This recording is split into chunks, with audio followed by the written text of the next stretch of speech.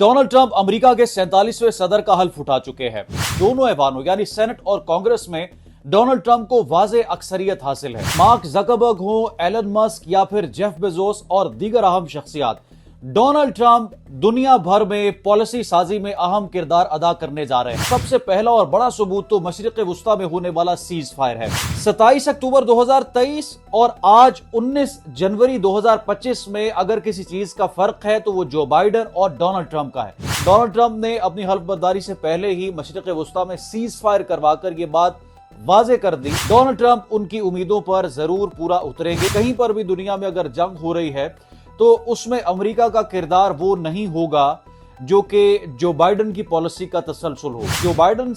ने अपने 4 सालों में जो जुल्म के पहाड़ तोड़े हैं, कतई तौर पर डोनाल्ड ट्रंप से ना किसी को ये उम्मीद है और ना ही डोनाल्ड ट्रंप ने अब तक जो इकदाम उठाए हैं उससे ऐसी कोई बात वाजे होती है। अस्सलाम वालेकुम, आप देख रहे हैं कैपिटल टीवी और मैं हूं रुखसार मीर। नाज़रीन, डोनाल्ड ट्रंप अमेरिका के 47वें सदर का हल्फ उठा चुके हैं। वो अमेरिकी तारीख के ताकतवर तरीन सदर इसलिए भी साबित हो सकते हैं क्योंकि दोनों ऐवानों यानी सेनेट और कांग्रेस में डोनाल्ड ट्रंप को वाज़े अक्सरियत हासिल है। उनकी तकरीब हल्फबर्दारी में दुनिया भर से ताकतवर टेक जाइंट्स की शिरकत ने इस बात को भी वाज़े किया है कि मार्क ज़करबर्ग हो, एलन मस्क या फिर जेफ बेजोस और दीगर अहम शख्सियात, डोनाल्ड ट्रंप दुनिया भर में पॉलिसी साजी में अहम किरदार अदा करने जा रहे हैं। और सबसे पहला और बड़ा सबूत तो मशरिक वुस्ता में होने वाला सीज फायर है। चंद अहम तरीन हकायक तारीखी पस मंजर से और मुस्तकबिल के हवाले से मैं आपके सामने रख देता हूं। नाज़रीन, 27 अक्टूबर 2023 को इसराइल की जानिब से जब फलस्तीन पर हमला किया गया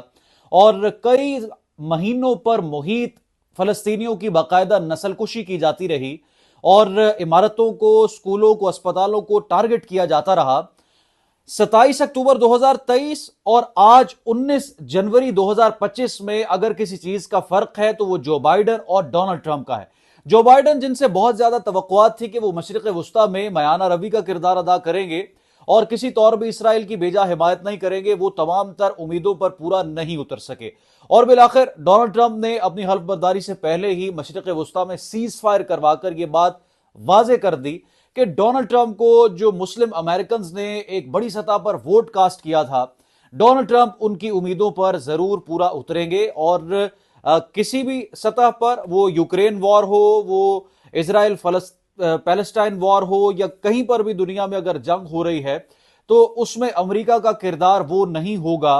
जो कि जो बाइडन की पॉलिसी का तसलसल हो। जो बाइडन ने अपने 4 साल में जिस बर्बरियत और जिस मुजरिमाना खामोशी का मुजाहरा किया और कई महाजों पर तो खुलकर उन्होंने सहूनी कुव्वतों को बाकायदा तौर पर सपोर्ट किया और यह भी ऐलान किया कि मैं खुद सहूनी हूं। ये जो बाइडन ने अपने 4 सालों में जो जुल्म के पहाड़ तोड़े हैं, कतई तौर पर डोनाल्ड ट्रंप से ना किसी को ये उम्मीद है और ना ही डोनाल्ड ट्रंप ने अब तक जो इकदाम उठाए हैं उससे ऐसी कोई बात वाजे होती है। सबसे अहम सवाल तो यह है कि क्या डोनाल्ड ट्रंप बानी पीटीआई की रिहाई के लिए कुछ किरदार अदा करेंगे और क्या व्हाइट हाउस पाकिस्तान के सियासी मामलात में मुदाखलत करेगा। रिचर्ड ग्रेनल के एक्स पर जो ट्वीट्स हैं वो किस हद तक दुरुस्त साबित हो सकते हैं, तो इसको समझना बड़ा सादा है। माजी में तो अमेरिका की पाकिस्तान के सियासी मामलात में मुदाखलत देखी गई है, जैसा कि हाल ही में शाया होने वाली किताब का भी हमने तस्करा किया, जिसमें एक साबिक पाकिस्तानी अफसर की जानिब से यह इंकशाफ किया गया कि साबिक अमेरिकी सदर बिल क्लिंटन ने परवेज मुशर्रफ से ना सिर्फ मुलाकात की बल्कि उस वक्त के चीफ जस्टिस से मुलाकात करके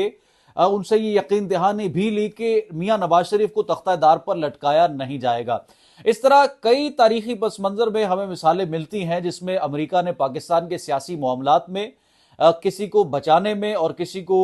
जो है वो सजा दिलवाने में अपना किरदार अदा किया है। लेकिन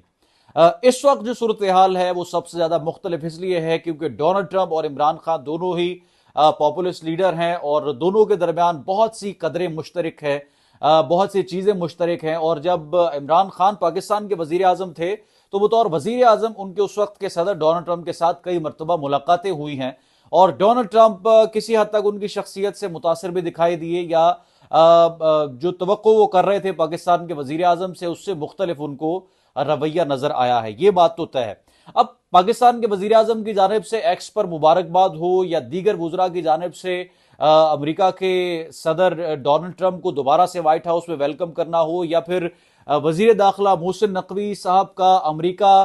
फ्लाई करके जाना और डोनाल्ड ट्रंप की तकरीब हलफबरदारी में शिरकत करना हो, गो कि उनको वहां पर डोनाल्ड ट्रंप से मुलाकात तो उनकी नहीं हो सकी, लेकिन दीगर सेनेटर से उन्होंने जरूर मुलाकातें की हैं। तो ये चीजें इस वक्त बड़ी वाज़ेह है कि हुकूमत को कहीं ना कहीं ये नजर तो आ रहा है कि अगर डोनाल्ड ट्रंप या उनकी इंतजामिया ने इस तरफ तवज्जो मबजूल कर ली और इमरान खान की रिहाई का मुतालबा किया गया और जो मुकदमात उन पर बनाए गए हैं, उनकी ट्रांसपेरेंसी को लेकर सवालात उठाए गए, तो मामला तो हमारे लिए मुश्किल हो सकते हैं। और इसलिए वो डोनाल्ड ट्रंप को किसी ना किसी हद तक अपने साथ एक अच्छे रिलेशनशिप में भी देखना चाहते हैं। लेकिन सवाल ये पैदा होता है कि वो मुस्लिम अमेरिकन या वो पाकिस्तानी अमेरिकन जिन्होंने डोनाल्ड ट्रंप को जीत से हमकिनार करवाया है, बड़े पैमाने पर वोट कास्ट किया है, वो डोनाल्ड ट्रंप के ऑफिस में आने के बाद किस तरह से कैंपेनिंग करते हैं और किस तरह से अपनी आवाज उठाते हैं। अगर तो वहां पर आवाज उठाई जाती रही और इस हवाले से बातचीत होती रही तो यकीनी तौर पर डोनाल्ड ट्रंप इस हवाले से जरूर कुछ इकदाम उठा सकते हैं। और ये कोई बड़ी अचंभे की बात नहीं है, माजी में जो हमारी तारीख है वो इस तरह से भरी पड़ी है।